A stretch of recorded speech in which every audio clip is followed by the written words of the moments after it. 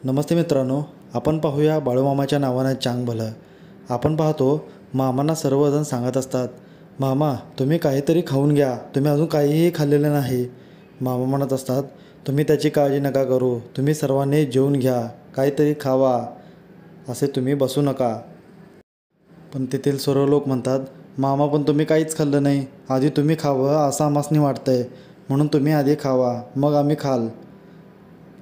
मामा सर्वांनी सांगू लागतात, हे बघा तुम्ही माझी काही काळजी करू नका, मी बघल, मी खाईल केव्हा पण, तुम्ही खाऊन घ्या आणि जेवण करा आणि सर्वजण खावा, आता कोणतीही तुम्ही काळजी करू नका. मामा परशुराम व सकोला बोलू लागतात, हे बघा तुम्ही दोघेही उद्या सकाळी तुमच्या घरी निघा, तुम्ही खूप काम केलं, खूप कष्ट केलं, सेवासुद्धा केली तळावर आणि तुमचं काम चांगलं झालं आहे. परशुराम म्हणतो, मामा आमच्याकडून काही चुकलं का, तुम्ही असं का सांगत आहात. मामा म्हणतात, अरे तसं काय बी नाही, आता तुम्ही खूप सेवा केली, ते माझ्यापर्यंत पोचलं, आता तुम्ही काय बी काळजी करू नका, इथून पुढं तुमचं सर्व चांगलं होईल आणि तुम्ही हलसीजना बाप्पाची मूर्तीसुद्धा केलं आहे. तुमच्या हातून काहीतरी देवाचं काम घडलं, चांगलं काम घडलं, आता इथून पुढं तुमच्याकडे काम येतील ते तुम्ही नाही म्हणू नका, जे काही येईल ते घ्या आणि कष्ट करा, इथून पुढं तुमचं चांगलं होणार आहे. आता परशुराम म्हणतो, मामा चांगला आहे आणि मामा तुमचा आशीर्वाद आमच्यावर असू द्या. मामा म्हणतात, तो तर असेलच की, तुम्ही आता काळजी करू नका, तुमचं सर्व चांगलं होईल, असे मामा म्हणतात. मामा सरस्वतीला बोलू लागतात, हे बघ सरस्वती, तू पण आता उद्या सकाळी घरी जाऊ शकते, तू पण खूप सेवा केली तळावर येऊन आणि तुझं जे काही होतं ते सर्व पूर्ण होणार आहे. तुला वाटत होतं ना घर सर्व चांगलं व्हावं, आता तुझं घरातलं सर्व चांगलं होणार आहे, आता कसली बी काळजी करू नकोस बघ तू, आणि तू ह्यासाठीच इकडे आली होतीस ना व. सरस्वती म्हणते, होय मामा. मामा म्हणतात, आता तू काळजी करू नकोस, तुझं सर्व चांगलं होईल आता इथून पुढे. पुढे आपण पाहतो, हलापा तिच्या पत्नीला म्हणत असतो, चल आपण शेताकडे जायचं आहे. पुढे हलापा बोलतो, हे बघ आता आई तर निघून गेली आपली भांडणं ऐकून, आणि आता तुला घरात बसूनसुद्धा कंटाळा येत असेल आणि आपलं पोरगासुद्धा आता नाही आहे, तर म्हणून म्हणतोय तुला चल शेताकडे जाऊ. ती पत्नी बोलू लागते, तुम्ही असे कधी आग्रह केला नाही मला शेताकडे जावं म्हणून, आणि आज असे का करत आहात. हलापा म्हणतो, तसं काय बी नाही, तुला घरात बसून कंटाळा येत असेल म्हणून तुला मी म्हटलं चल आपण जाऊ शेताकडे, थोडं तुला बरं वाटेल, आणि आता घरात बसून तरी करणार काय तू. हलापाची पत्नी म्हणते, हो जाऊ आपण, मी थोडं माझं घरचं काम आवरते, मग आपण जाऊ आणि थोडं पाणी पिते मी. हलापा म्हणतो, बरं मग लवकर आवर, तुझं काय असेल तर घे. हलापाची पत्नी म्हणते, बरं ठीक आहे, मी भाकरी वगैरे घेते आणि थोडं पाणी पिऊन मग आपण निघू. हलापाची पत्नी पाणी पित असते तेवढ्यात तांब्या खाली फेकते व ती एकदम थांबते.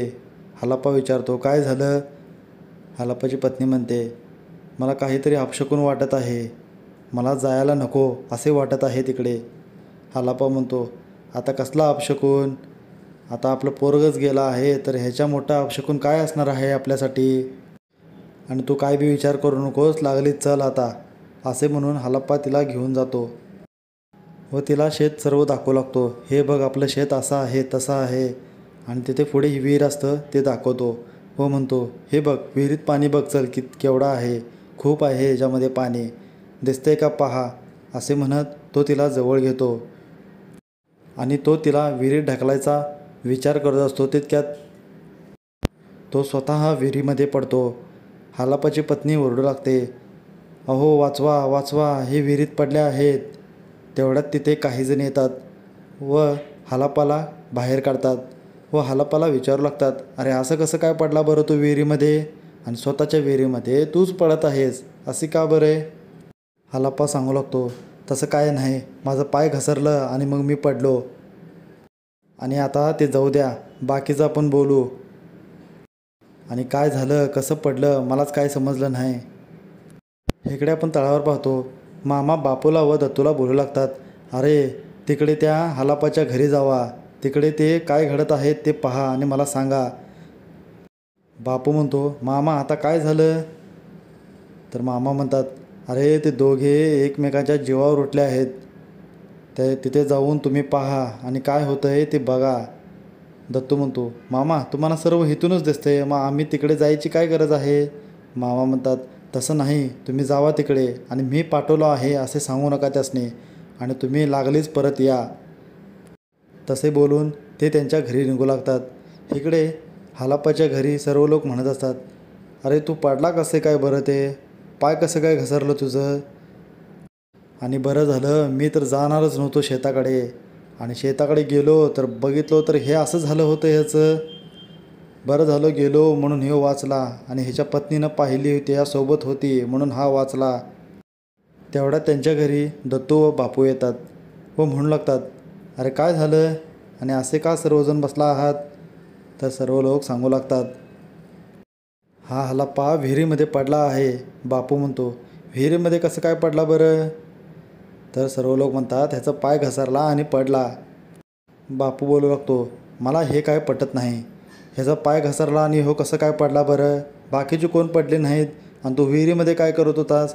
बाकीचं शेत राहिलं बाजूला, ज्या कामासाठी गेला होतास ते तू करायला पाहिजे होतास आणि विहिरीमध्ये कसं काय घसरून पडलास? हालाप्पा म्हणतो, मी पाणी बघत होतो, खूप दिवस झालं गेलो नव्हतो शेताकडे, हिलासुद्धा नेलं नव्हतं म्हणून दाखवत होतो विहीर बघ म्हणून. मग बापू म्हणतो, मग ती चांगली आहे आणि तू कसे काय पडलास बरं विहिरीमध्ये? दत्तू बोलू लागतो, बापू आता जाऊ दे सोड, त्यांना काय बी म्हणू नकोस आणि काय बी विचारू नकोस आता. असे म्हणून दत्तू त्यासनी म्हणतो, बरं ठीक आहे आम्ही आता निघतो. असे बोलून ते दोघेही तिथून निघून जातात. इथे आपला आजचा भाग संपतो. हा व्हिडिओ आवडला असेल तर लाईक करा, कमेंट्स करा. धन्यवाद मित्रांनो.